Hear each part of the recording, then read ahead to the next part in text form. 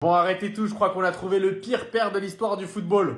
Donc là, on vient d'apprendre que les sélectionneurs de la Tunisie, Sabri Lamouchi, ils voulaient appeler Loué Ben Farhat pour la Coupe du Monde 2026. Sauf que le père de ce petit 2006, il n'est pas d'accord. Il a appelé le sélectionneur avant la liste de la Tunisie pour lui dire « Mon fils n'est pas prêt et ce n'est pas le moment ».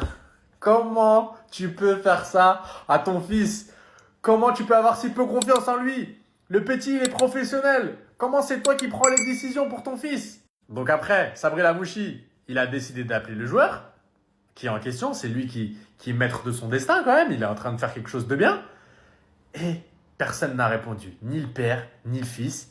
Il a dit qu'il était choqué. Au final, il va rater la plus grande compétition mondiale. Il peut aussi jouer pour la sélection allemande. Mais je suis complètement choqué. Tu dois avoir confiance en ton fiston. Tu dois le laisser vivre ses rêves. Tu l'as laissé jouer en tant que... C'est un joueur professionnel en fait. Et là, tu es en train de gâcher sa carrière. Pourquoi? Parce que peut-être tu veux le joueur jouer avec la sélection allemande, donc tu temporises. Ou bien parce que tu n'as pas confiance en lui, tu décides que voilà, il peut jouer en Bundesliga, mais il ne peut pas jouer la Coupe du Monde. Tu vas gâcher sa carrière, ses rêves. Non, les managers, vous faites quoi? Les gars, dites-moi ce que vous en pensez en commentaire, mais moi je crois que c'est une folie, j'arrive pas à réaliser. Il faut respecter les parents, il n'y a pas de sujet. Mais à un moment donné, il faut savoir aussi prendre les décisions, il faut savoir aller en contresens et se faire confiance. Les gars, je suis choqué, j'ai jamais vu ça de ma vie. Oh, imaginez, votre père refuse que vous alliez à la Coupe du Monde. Pas. Oui, ça existe, ça existe. Lamouchi, le coach de la Tunisie, il voulait sélectionner Ben Farhat, qui est né en 2006, pour la Coupe du Monde, du coup, il voulait le prendre.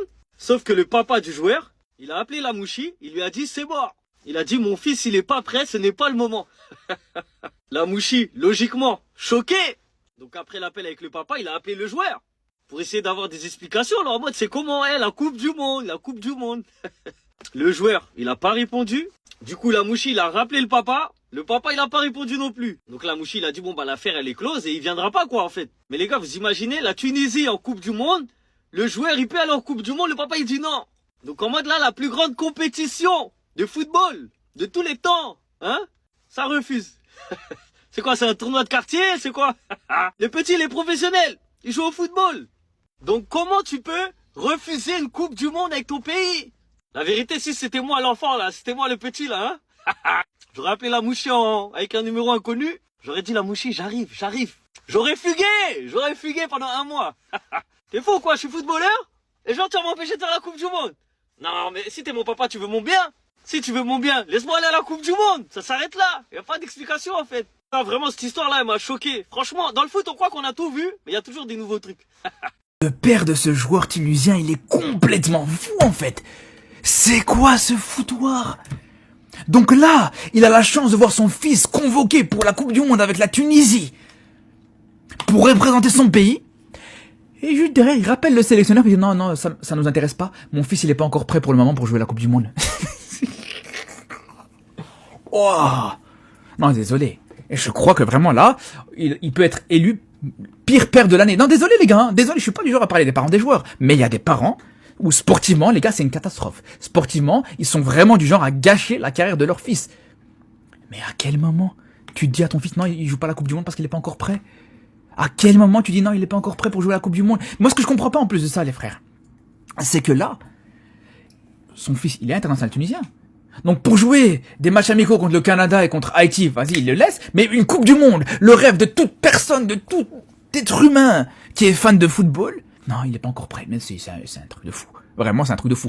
Après, on sait, la raison c'est pourquoi. C'est parce que, voilà, il pense dans un coin de sa tête que son fils, un jour ou l'autre, il sera peut-être convoqué avec l'équipe d'Allemagne. Mais il va se rendre compte juste que ça va pas arriver. Et qu'il aura ni sélection allemande, ni sélection tunisienne, en fait, tout simplement. Et j'espère qu'on le verra jamais. Et c'est triste, hein, pour l'enfant, pour le joueur. Mais j'espère qu'on le verra jamais.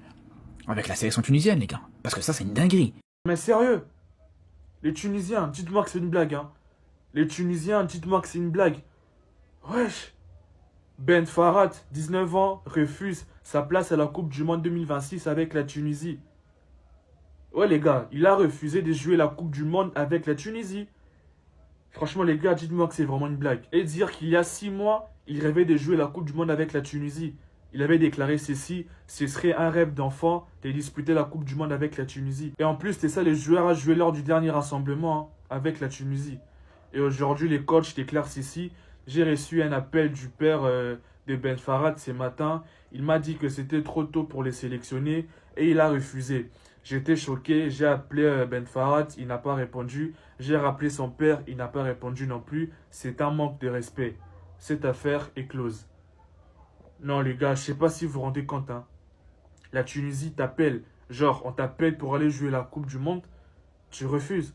Tu dis non. Non les gars, c'est vraiment une dinguerie. C'est aussi un manque de respect. Hein.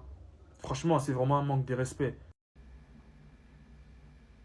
Il est où lui? Il est où lui?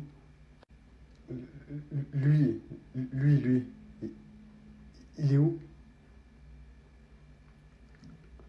Il est où? Il a changé de nationalité, il est repassé avec l'Allemagne. Il est où? Il est où? Non, vraiment. La vraie liste, elle sort quand, hein, la vraie liste, là? Demain? Ou après? On peut la refaire? La liste de la Tunisie pour la Coupe du Monde, les gars, on voit ça tout de suite. Et franchement, je suis mitigé. Je suis mitigé, voire même un peu déçu. Ben Farhat, déjà pas sélectionné, on va en reparler. Aïssa, je pense que c'est parce qu'il est blessé. Et je m'attendais à du changement avec l'arrivée de la Mouchi. Mais finalement, on est un peu dans les mêmes lignes que ce qui se faisait avant. Kedira, on va même pas en parler. Je pense qu'on a tous le même avis là-dessus. Le mec qui a attendu l'Allemagne toute sa carrière et qui vient à 32-33 ans prendre une place parce que la Tunisie joue la Coupe du Monde. Voilà quoi.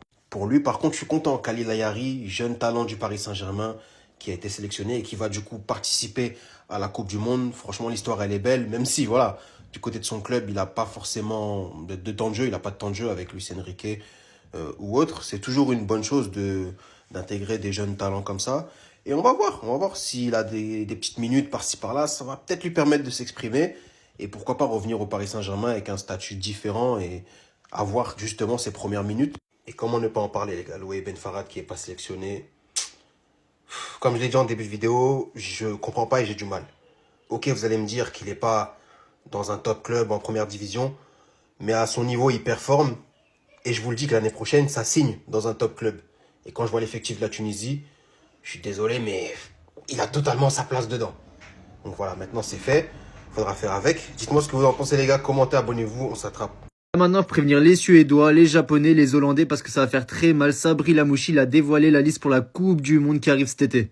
Et franchement, il y a juste une absence qui me pose problème, c'est Amin Cherny. Sinon, il y a aussi Loué Ben Farhat. Mais vu les conditions, je pense que vous avez vu les frères, c'est catastrophique. En gros, le daron de Ben Farhat, faut rappeler, c'est un 2006. Il a appelé Lamouchi pour dire que son fils n'est pas prêt pour ce genre de moment. Le petit, il a quand même 20 ans. Et après, Lamouchi il a quand même essayé de l'appeler, mais ni le coach ni le joueur répondaient. En gros, pour moi, c'est blacklisté à vie. Et finalement, quand on regarde, on n'a pas besoin actuellement un attaquant de pointe. Je pense qu'à Firas Shawat, il a plus d'expérience et il va amener tout ce qu'il a. Et en jeune, plein de promesses, on a le petit Ryan Eloumi qui, je sens, peut faire très très mal. Sur les ailes, on a du Tounekti Ayari qui peut se dévoiler aux yeux du grand public et même Elias Saad, ça peut faire très très mal. Et au milieu de terrain, quand je vois du Skiri, du Hannibal, du Kedira, même du Ben Slimane qui a fait une énorme deuxième partie de saison avec Norwich, ça peut aussi être très très fort. Et après, au niveau de la défense, on voit que c'est notre force. On peut avoir même que des mecs qui jouent en D4 portugaise, il n'y a aucun souci avec ça, je sais qu'on sera fort dans ce secteur. On a notre charnière avec notre mec de Bastalbi, il y a Arous qui a fait une grosse saison en Turquie, Reki qui doit montrer des choses également de son côté. Et dans tous les cas, ça peut être solide. Du coup, les frérots, préparez-vous. Je dis pas qu'on va finir premier, mais je suis sûr qu'on va sortir de cette phase de poule et enfin se qualifier pour des 16e de finale de Coupe du Monde parce que d'abord, il faudra passer par les 16e pour aller en 8e. Donc force à nous, force aux Suédois parce qu'on va devoir aller les taper.